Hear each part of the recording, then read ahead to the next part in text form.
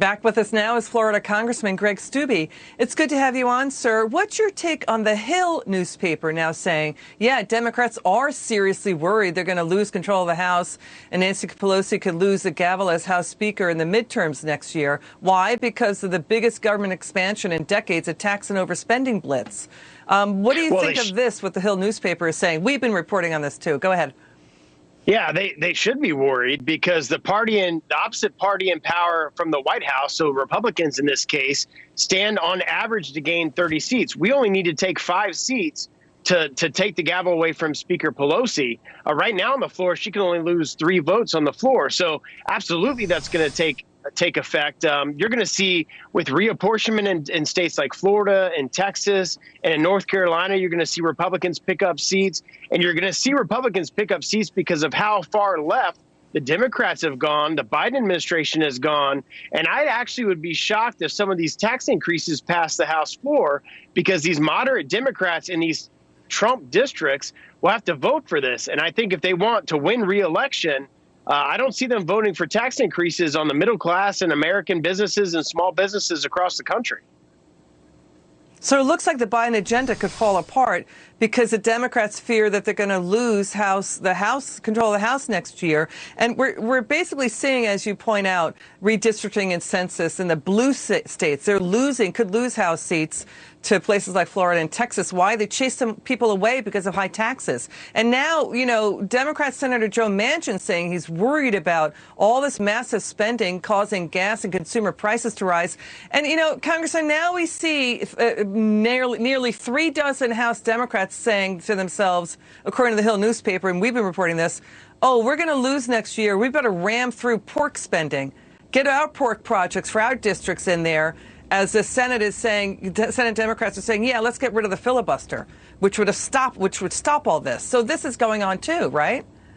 Well, yeah, you're seeing House Democrats and Speaker Pelosi know that they're not going to have the majority in 2022. We're going to control the House. So they're going to try to jam through as much of their progressive radical agenda as they can in the next 2 years. But you're starting to get some of these Democratic members. Again, she can only lose 3 votes on the floor. So you have some of these Democratic members in moderate districts that may want to serve in Congress after 2022. They're going to vote against some of these bills. And if they do, if there's more than 3 of them, the infrastructure package, the tax increase, the capital gains increase, all these tax packages and infrastructure packages that the Biden administration wants to put through may not even be able to get through the House. So I would actually be surprised if they have the votes to do that, because there's so many members in moderate districts that Trump won in 2020 that I think are thinking twice about voting for raising taxes on small businesses in our country.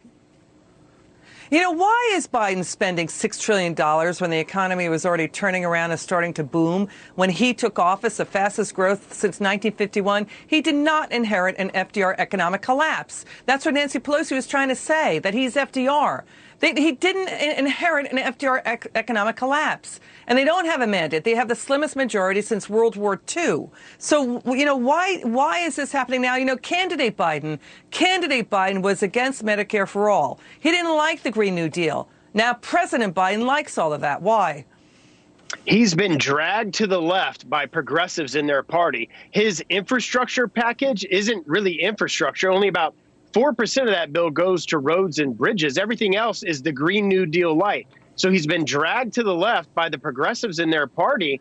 And I think all the moderates are starting to see, look, if we vote for these things, we're not going to get reelected in 2022. So you're starting to see Democrats break from their party on some of these things. Otherwise, I would be in Washington right now voting on an infrastructure bill. I'd be in Washington right now voting on a tax increase bill, but we're not, because Speaker Pelosi knows right now she doesn't have the votes to get that through. So I don't think they're going to be able to get the tax increases and all the things that they want to get on spending. But that's what the Democrats are about. The Democrats are about spending and tax increases, tax and spend to fund all these socialist programs that they want to fund.